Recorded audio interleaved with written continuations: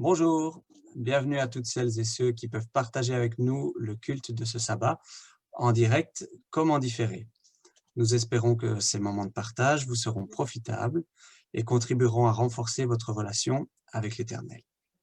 Nous vous invitons pour débuter ce service à écouter un chant spécial en malgache.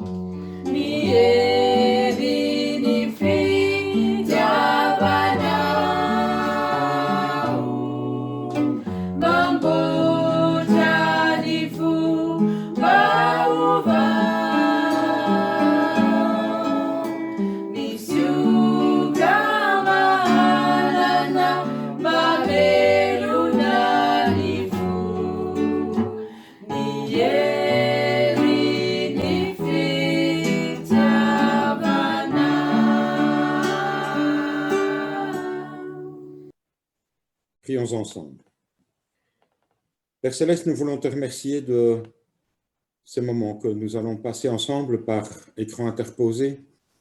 Nous voulons te rendre un culte qui te soit agréable. Nous voulons te confier ton serviteur qui parlera de ta part. Accorde-lui ton esprit afin qu'il puisse délivrer ce message avec force et puissance. Ouvre également nos cœurs, nos esprits, afin que nous puissions comprendre et assimiler ce que tu attends de chacun d'entre nous, que nous puissions le mettre en pratique dans notre vie de tous les jours, dans notre parcours de chrétien, ici sur terre. Bénis toutes les familles que nous représentons, bénis tous tes enfants sur la surface de la terre, bénis également ce jour de sabbat en Jésus. Amen. C'est une joie pour nous de pouvoir nous tourner vers le Seigneur avec confiance Et c'est aussi ce que veut exprimer ce chant en Kinyarwanda qui s'appelle Urasubiza.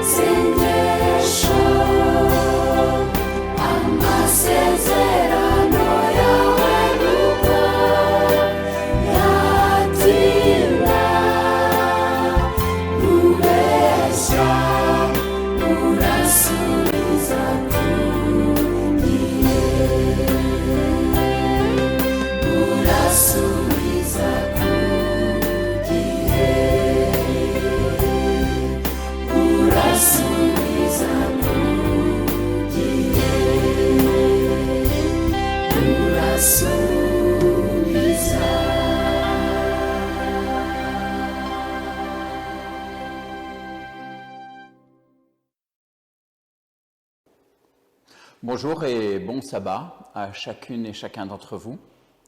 Lors de la dernière prédication que j'avais partagée via YouTube, j'avais abordé notre communication avec Dieu, parler avec Dieu. Et j'avoue que le thème m'avait été bien plus simple à traiter que celui que je voudrais partager avec vous aujourd'hui. Parce qu'il part de nous en direction de Dieu. Les humains, même si chacun garde sa part d'inconnu, son individualité, malgré tout, on connaît. Nous nous observons les uns les autres, nous nous étudions, nous nous connaissons aussi, et nous connaissons tout particulièrement l'humain que nous côtoyons le plus régulièrement, c'est-à-dire nous-mêmes. Dès le départ, j'avais envisagé de pouvoir partager avec vous concernant l'autre volet de la communication entre l'homme et son Créateur. La communication qui vient de Dieu et qui nous est destinée. Il s'agit d'un sujet d'intérêt et de questionnement pour tous les humains, de tous les horizons, de toute civilisation, de toute époque, dès lors que leur croyance les invitait à se tourner vers le divin. Et cela, quelle que soit leur foi, leur système de croyance. Pour nous chrétiens qui avons foi en un Dieu qui communique, en un Dieu de parole, la question n'est pas moins vive. Comment connaître la volonté de Dieu? Comment le comprendre? Comment l'écouter, l'entendre? De nombreux ouvrages essayent d'aborder ce sujet. Leur nombre est difficile à pouvoir comptabiliser. Et la multiplicité même de tous ces ouvrages exprime notre difficulté à pouvoir apporter des réponses évidentes et indiscutables à cette question. Comment entendre Dieu? Aujourd'hui, il va également être difficile pour moi de pouvoir aborder ce sujet. Je me dois d'aborder ce sujet avec précaution, avec humilité. Comment pouvoir prétendre connaître l'Éternel? Parler trop ou trop vite à son sujet multiplie le risque d'en parler mal, de ne pas approcher ou dépeindre même un tant soit peu la réalité de ce qu'il est. Je veux toutefois aborder cette question au travers de ce que la Bible elle-même révèle au sujet de la façon de s'exprimer du Seigneur. Cette parole écrite nous place dès le départ face à nos limites, dès lors que nous cherchons à nous approcher de Dieu, à nous mettre à son écoute. Elle nous invite à développer l'écoute davantage que la parole, comme nous le rappelait le texte d'Ecclésiaste au chapitre 5, les versets 1 et 2. Prends garde à ton pied lorsque tu entres dans la maison de Dieu. Approche-toi pour écouter plutôt que pour offrir le sacrifice des insensés, car ils ne savent pas qu'ils font mal. Ne te presse pas d'ouvrir la bouche et que ton cœur ne se hâte pas d'exprimer une parole devant Dieu. Car Dieu est au ciel et toi sur la terre. Que tes paroles soient donc peu nombreuses. Écoutez, ok. Mais écoutez comment? Écoutez quoi? Je n'entends rien. Combien de fois ne m'a-t-on pas dit, mais ça serait quand même plus facile s'il nous parlait directement, audiblement. Je regardais sur Internet encore les jours derniers, et là encore, de nombreux messages se retrouvent partout. Pourquoi est-ce que je n'entends pas la voix de Dieu? Pourquoi Dieu ne me répond jamais? Pourquoi Dieu ne me parle pas? Ces ressentis font écho au texte du psaume 13, au verset 1. Ce texte nous dit « Jusqu'à quand, Éternel, m'oublieras-tu sans cesse? Jusqu'à quand me cacheras-tu ta face ?» Et que dire encore du texte de 1 Samuel 3 au verset 1.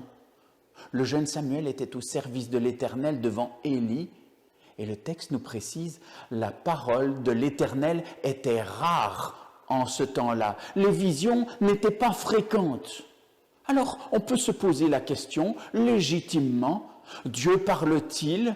Parle-t-il encore aujourd'hui? Et si oui, comment parle-t-il? Si la Bible nous rapporte quelques expériences où des êtres humains ont entendu Dieu s'adresser à eux directement, comme par exemple Moïse, force est de constater que la plupart des temps, les choses ne se passent pas ainsi.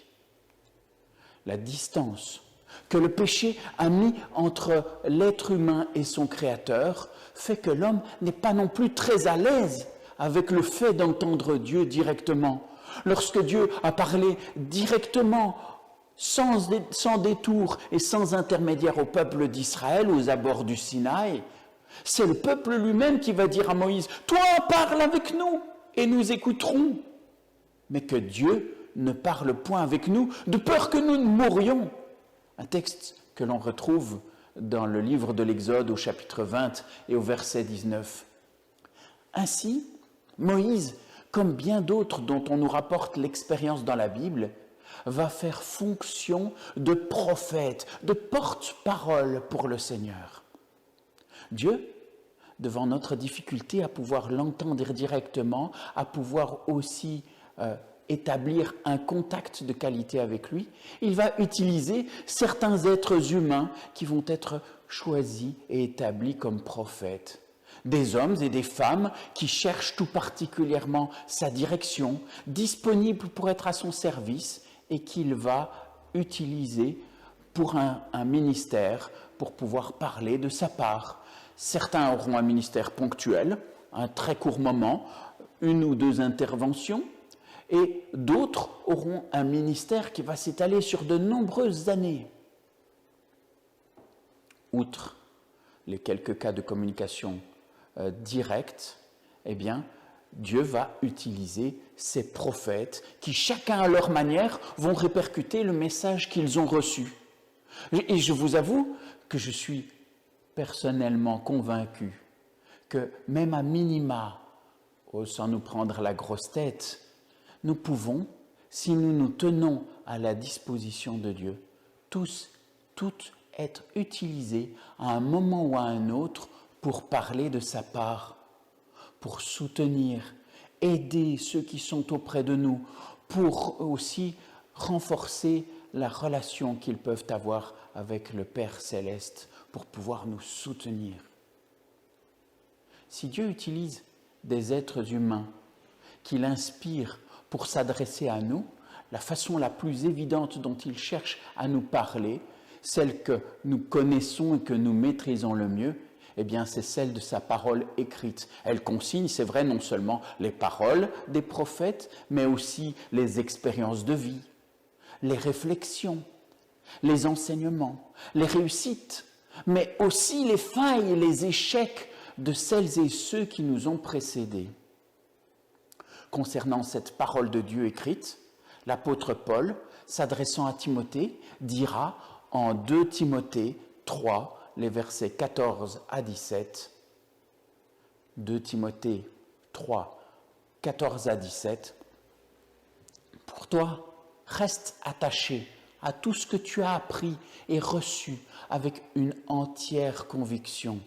Oh, tu sais de qui tu l'as appris et que depuis ton enfance, tu connais les saintes Écritures. Elles peuvent te donner la vraie sagesse qui conduit au salut par la foi en Jésus-Christ. Car toute l'Écriture est inspirée de Dieu et utile pour enseigner, réfuter, redresser et apprendre à mener une vie conforme à ce qui est juste. Ainsi, l'homme de Dieu se trouve parfaitement préparé et équipé pour accomplir toute œuvre bonne. Ce texte, que l'on trouve dans la 2e épître de Paul à Timothée, au chapitre 3, les versets 14 à 17, nous rappelle l'objectif du Seigneur au travers de ces textes inspirés. Il s'agit de pouvoir nous titiller, nous interroger, nous aider à nous remettre en question, à redresser aussi ce qui est tordu dans nos existences, afin de nous amener à être, par notre action, par nos paroles, par notre présence, des sources de bénédiction, des ambassadeurs de celui en qui nous nous confions. La Bible nous renseigne également sur d'autres manières que Dieu utilise pour parler avec nous. En Nombre 12, verset 6, Dieu annonce la façon qu'il utilisera pour communiquer avec ses prophètes. Il dit « Écoutez bien mes paroles, lorsqu'il y aura parmi vous un prophète, c'est dans une vision que moi, l'Éternel, je me révélerai à lui. C'est dans un songe que je lui parlerai. » De nombreux passages nous rapportent des occasions où l'Éternel s'est exprimé au travers de rêves qui sont appelés songes, que ce soit à des prophètes, comme par exemple à des gens que on ne considère pas normalement comme des prophètes.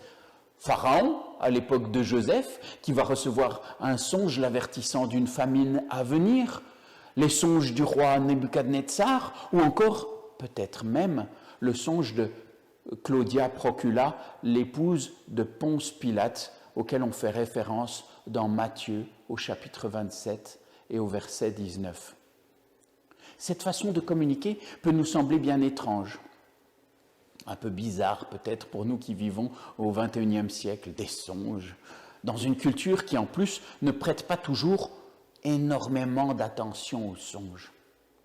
Alors je ne veux pas dire que d'office Dieu parle de cette manière, mais le fait que cela ne nous paraisse pas très courant ne doit pas non plus fermer la porte à la possibilité que Dieu puisse s'exprimer ainsi auprès de l'un ou l'autre d'entre nous encore aujourd'hui. Pour illustration, à peine arrivé à Collonges, un ami que j'avais rencontré m'avait raconté comme il s'était senti appelé à servir le Seigneur au travers d'un rêve. Et aujourd'hui, encore certains ressentent certains rêves, certains comme des messages qui ont pu leur être adressés par le Seigneur. Et j'aimerais d'ailleurs à ce sujet vous faire écouter un témoignage.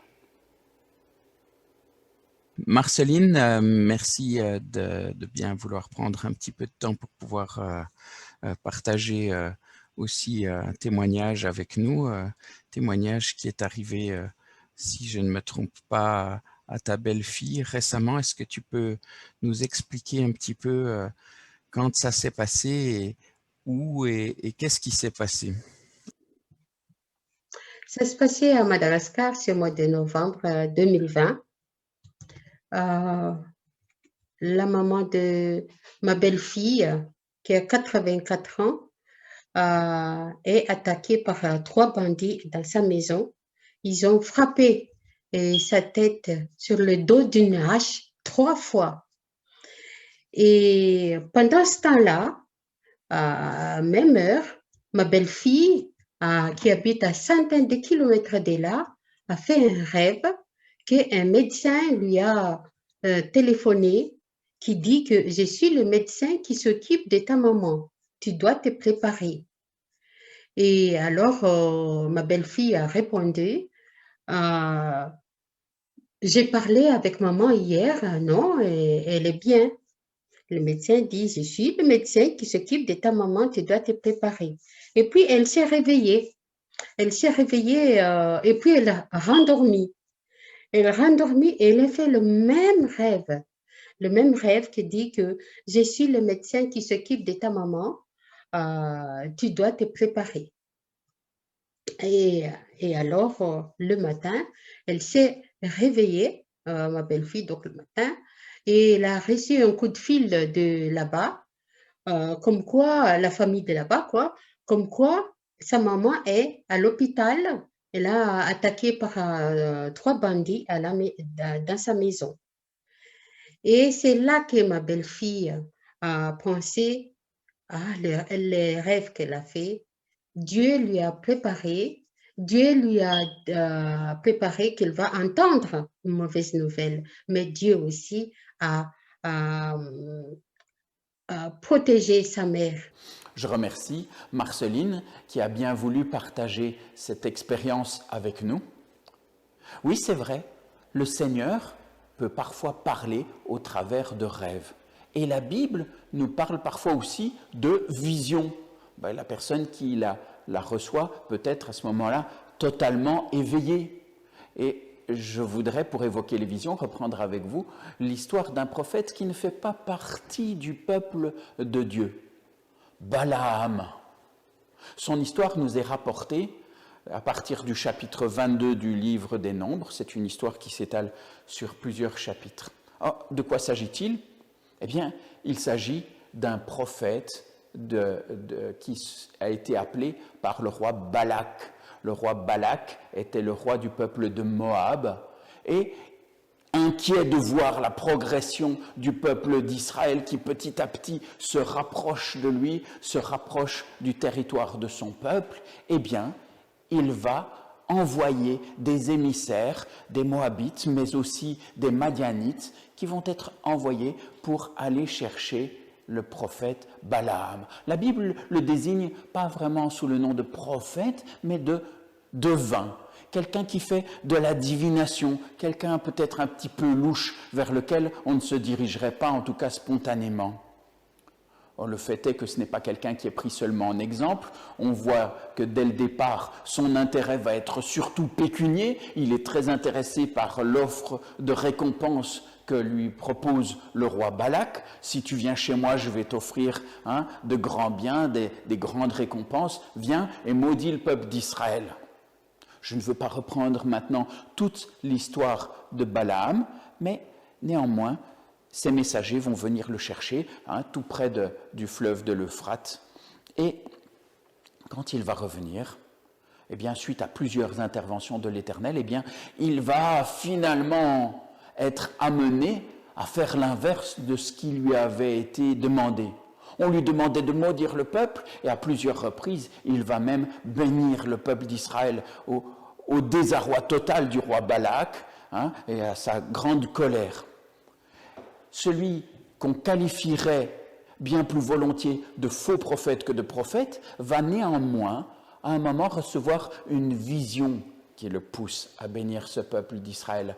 En Nombre 24, les versets 1 à 4, le texte précise « Balaam vit que l'Éternel trouvait bon de bénir Israël, et il n'alla point comme les autres fois à la rencontre des enchantements.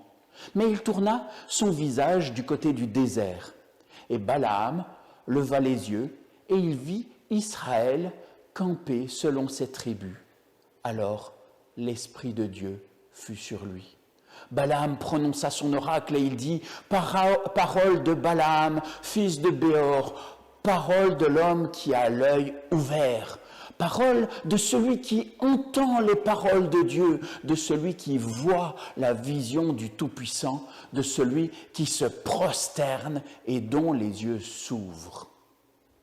Le verset 4 est parfois traduit différemment dans nos Bibles, en disant qu'il est tombé en transe. Et le terme « nophel » qui s'y trouve ne semble pourtant pas, à mon opinion, impliquer obligatoirement un état particulier. Il peut signifier tomber ou coucher, ce qui me semble bien rendu dans la version Louis II qui indique qu'il se prosterne. Il se prosterne de tout son long, comme on le faisait à cette époque-là, face contre terre, couché au sol devant l'Éternel. Et lorsqu'il se tourne vers le Seigneur, lorsqu'il l'adore au lieu de se tourner vers ses enchantements, ses yeux s'ouvrent et il peut recevoir un message qui vienne réellement de Dieu. Oui, le Seigneur parle. Il communique directement par ses prophètes, via des visions, des songes. Mais il nous parle aussi au travers de sa création. La nature aussi, d'une certaine manière, peut être pour nous parole de Dieu. Oh, je voudrais, pour illustrer cela, reprendre avec vous quelques textes. Job 12. Job 12, les versets 7 à 10. Mais interroge donc les animaux sauvages et ils t'instruiront, et les oiseaux du ciel, ils te renseigneront, ou bien parle à la terre et elle t'instruira. Les poissons de la mer pourront t'en informer. Oui, parmi tous ceux-ci, lequel ignorerait que c'est Dieu qui a fait cela? Il tient en son pouvoir la vie de tous les êtres, le souffle qui anime le corps de tout humain. Ou alors encore, Psaume 19, verset 2. Le ciel raconte la gloire de Dieu et l'étendue révèle l'œuvre de ses mains. Le jour en instruit un autre jour et la nuit en donne connaissance à une autre nuit.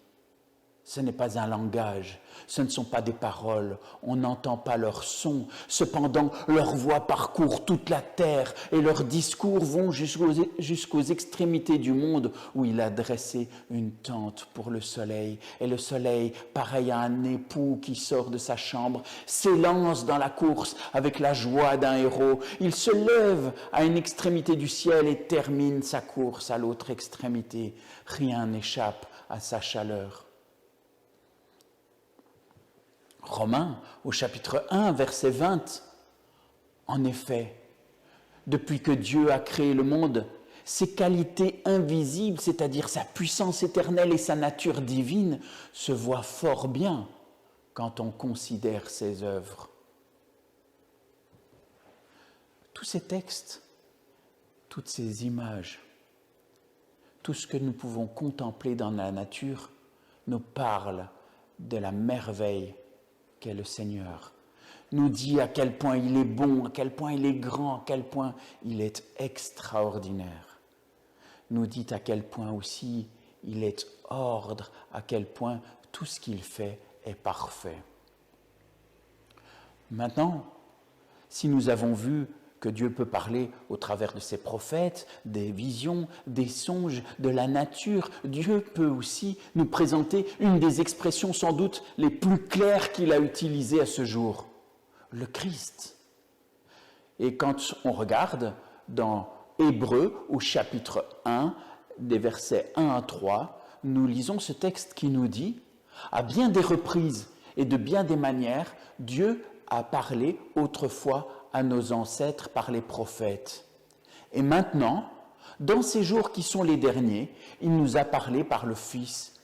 Il a fait de lui l'héritier de toutes choses, et c'est aussi par lui qu'il a créé l'univers. Ce Fils est le rayonnement de la gloire de Dieu, l'expression parfaite de son être. Et en Jean 14, au verset 9, nous lisons que Jésus va dire « Celui qui m'a vu a vu le Père ». Pas moyen d'avoir une expression plus claire de qui est Dieu, de sa volonté, de la manière dont il pense et dont il souhaite que nous puissions agir qu'en contemplant la manière dont Jésus s'est comporté. Jean, qui a été témoin de la vie de Jésus, dira plus tard dans sa première épître, la première épître de Jean, au chapitre 1, les versets 1 à 4, « Ce qui était dès le commencement, ce que nous avons entendu, ce que nous avons vu de nos yeux, ce que nous avons contemplé et que nos mains ont touché concernant la parole de vie, car la vie a été manifestée et nous l'avons vue et nous le rendons témoignage et nous vous annonçons la vie éternelle qui était auprès du Père et qui nous a été manifestée. Ce que nous avons vu et entendu, nous vous l'annonçons à vous aussi, afin que vous aussi vous soyez en communion avec nous. Or, notre communion est avec le Père et avec son Fils Jésus-Christ. Et nous vous écrivons ces choses afin que notre joie soit parfaite. Si nous pouvons douter peut-être d'une parole ou d'une prophétie, parce que c'est vrai que les faux prophètes ne manquent pas non plus, ce dont le Seigneur disait en Jérémie 23 au verset 21, « Je n'ai point envoyé ces prophètes et ils ont couru, je ne leur ai point parlé et ils ont prophétisé. » La révélation donnée par Jésus nous permet de percevoir la volonté du Seigneur. Son caractère mis en action, Jésus peut nous servir de boussole pour éprouver ce qui nous semble que l'Esprit place dans notre cœur. N'oublions pas non plus que bien souvent, nous cherchons un Dieu qui se manifeste de manière audible, visible, palpable. Nous cherchons, comme je le dis souvent, un Dieu avec des effets spéciaux, avec de la puissance.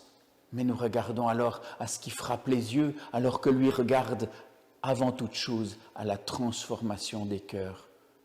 Souvenons-nous de l'épisode où Élie, découragé, fut appelé par Dieu qui souhaitait se révéler à lui. Vous pourrez relire cet épisode tranquillement dans le premier livre des rois, au chapitre 19 à partir du verset 11, et vous découvrirez que l'Éternel ne s'est pas manifesté au travers d'un vent fracassant, d'un tremblement de terre puissant, d'un feu impressionnant, mais dans ce que nos Bibles rendent souvent par un murmure doux et léger. Et littéralement, quand on traduit de l'hébreu, on pourrait traduire ça et rendre par « il s'est manifesté par le bruit d'un silence ». Et si les nombreux moments de silence que nous jugeons si souvent absence de Dieu étaient en réalité des moments où sa présence se manifeste aussi avec nous, des opportunités de faire taire toutes les autres voix qui encombrent notre vie pour déceler la présence du Seigneur à nos côtés, pour apprendre à découvrir sa voix, sa guidance. Le Seigneur ne nous a pas laissés sans direction. Il souhaite habiter en chacun d'entre nous, nous transformer, restaurer chacun et chacune d'entre nous comme des créatures faites à son image. Son esprit parle à notre conscience et veut transformer nos caractères. C'est aussi une des manières qu'il utilise pour communiquer avec nous. Mais bien souvent, nous confondons la parole du Seigneur avec la nôtre. Nous prenons nos désirs pour sa volonté. Au milieu de toutes les expériences qui nous sont rapportées par la Bible et qui parfois peuvent nous laisser confus, au milieu de toutes les prophéties que nous parcourons sans parfois comprendre tout ce qu'elles peuvent aussi transporter comme message et comme invitation, au milieu des songes ou des visions qui pourraient nous apparaître, de ce que nous pensons que l'Esprit place dans notre cœur, sachons garder une oreille attentive et comprendre quelle est la volonté du Seigneur, ce qu'il souhaiterait voir grandir en nous, ce qui nous approcherait de ce que vivait le Christ lorsqu'il était sur terre. Le Seigneur désire, comme le rappelait Paul en Romains, au chapitre 12 et au verset 2, que nous soyons transformés par le renouvellement de l'intelligence, afin que nous puissions discerner quelle est la volonté de Dieu, ce qui est bon, agréable et parfait. La Bible nous disait à l'avance, mais plus personne n'enseignera à son voisin ou lui dira « fais ceci ou fais cela ». Non, ce que le Seigneur souhaite, c'est graver sa volonté au plus profond de notre cœur, que nous puissions la comprendre, que nous puissions partager sa volonté, ses objectifs, et que nous puissions nous aussi devenir partenaires de cette volonté. Oui, l'Éternel parle. Aujourd'hui, comme auparavant, il cherche à parler à chacune de ses créatures. J'aimerais terminer ce message en partageant avec vous cette petite histoire que peut-être déjà vous connaissez. Cette histoire que l'on raconte d'un Indien qui se trouvait dans le métro d'une grande ville aux États-Unis. Et il est là dans une des stations de métro, et les métros passent, la foule est là nombreuse, et il y a un brouhaha incroyable dans cette station de métro. Et puis il se tient là avec un de ses amis, et tout à coup il s'arrête et il dit à son ami « Ah, il y a un criquet ». Et son ami lui dit « Mais écoute, tu peux pas être sérieux. Déjà un criquet ici, au milieu d'une station de métro, c'est pas possible. Et puis, en plus, tu entends tout le bruit, la foule, les métros, les freins qui grincent. Comment peux-tu dire que tu entends un criquet ?» Et l'Indien lui dit « J'entends un criquet. » Et il écoute. Et tout doucement, il va s'avancer et aller à la recherche de ce bruit jusqu'au moment où il va découvrir ce criquet et il va dire à son ami, eh bien, regarde, ici, là, il y a effectivement un criquet. Et l'ami est soufflé et lui dit, mais comment est-ce possible ? Comment as-tu pu découvrir, comment as-tu pu entendre et repérer ce criquet au milieu de tous ces bruits, de toute cette foule ? Et l'Indien de lui répondre, tout dépend de ce que tu as appris à entendre. Et pour illustrer son propos, il prend une pièce de monnaie et la laisse tomber au sol. La pièce de monnaie teinte sur le sol et les gens, malgré le bruit, se retournent. Et l'Indien répète à son ami, tout dépend de ce que tu as appris à entendre. Qu'à la volonté de communication du Seigneur puisse correspondre une oreille attentive, une soif de l'entendre, et que cet enseignement que le prophète Élie avait transmis à Samuel puisse aussi être nôtre. Parle, Seigneur, ton serviteur écoute. Amen. Nous chanterons maintenant tous ensemble une strophe du cantique 187, « Reçois, Seigneur ». Vers toi, Seigneur, j'élève ma voix pour t'adorer, mon Sauveur,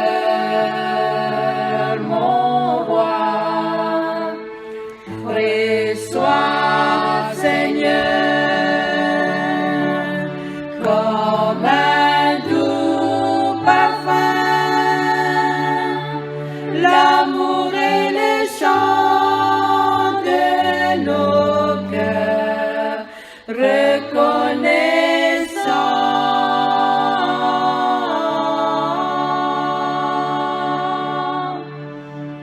Amen. Prions le Seigneur. Tendre Père éternel, nous te remercions infiniment pour ton amour. Nous te remercions pour tous tes bienfaits. Nous te remercions pour toutes tes bénédictions. Nous te remercions surtout pour ta grâce. Nous te remercions pour ta parole que nous venons d'écouter par ton serviteur. Nous te demandons, Seigneur, de nous aider à la mettre en pratique. Et nous voulons, Seigneur, que tu nous aides à mieux comprendre ce que tu veux que nous fassions dans notre vie. Et Seigneur, garde-nous, nous nous confions à toi pour tout et partout. Amen. Nous clôturerons avec le chant intitulé « Que la paix de Dieu ».